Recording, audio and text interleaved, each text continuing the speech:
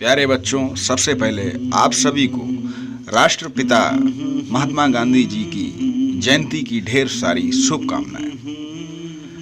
प्यारे बच्चों, जानते हैं उनके जीवन से जुड़ी हुई कुछ खास बातें और कुछ घटनाएं। गांधी जी का जन्म 2 अक्टूबर 1869 गुजरात के पोरबंदर नामक स्थान पर हुआ था। उनके पिता का नाम करमचंद गांधी और माता का नाम पुतलीबाई था। वो अपने पिता की 3 संतानों में सबसे छोटे थे।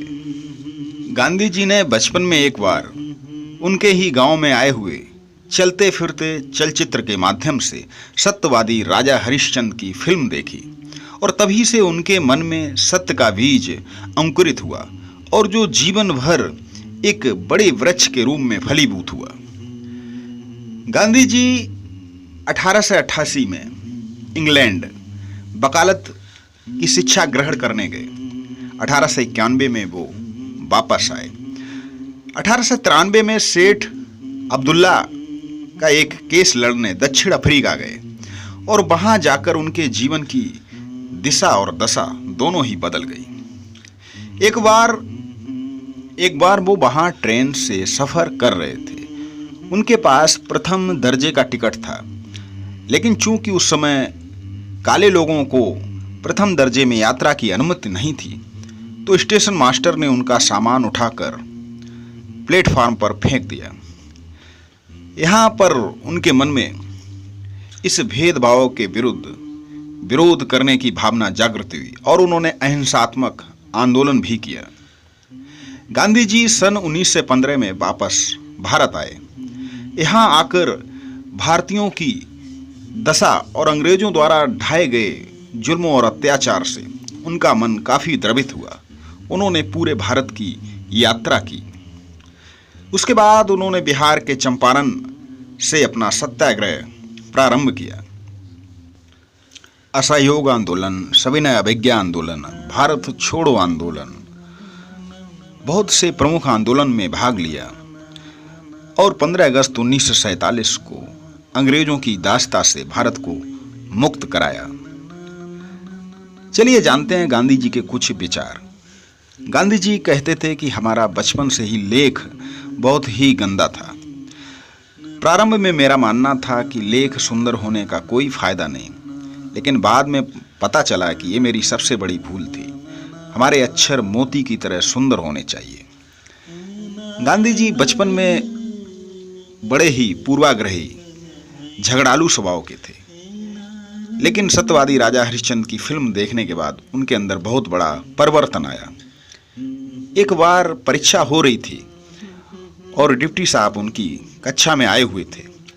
उनके कुछ प्रश्न गलत हो रहे थे, तो उनके शिक्षक ने पास के बैठे हुए लड़के से नकल करने की सलाह दी, लेकिन गांधी जी ने नकल नहीं की और उसके बाद उनके बहुत ही कम अंक आए। उनकी डांट भी पड़ी। जब शिक्षक ने उनसे पूछा कि जब मैंने आपको नकल करने के लिए कहा तो आपने नकल क्यों नहीं की, गांधी जी ने कहा अगर मैं नकल करता तो वो नंबर हमारे अंक मेहनत के नहीं होते। गांधी जी स्वच्छता पर विशेष बल देते थे। उनका कहना था कि स्वच्छता के माध्यम से ही एक ऐसा मार्ग है जो हमें ईश्वर तक पहुंचा सकता। हमारे आसपास हमारे तन और मन की स्वच्छता बहुत जरूरी है। जब हम स्वच्छ रहेंगे तब हम स्वस्थ रहेंगे और स्वस्थ शरीर में ही स्वस्थ मन का निवास होता है।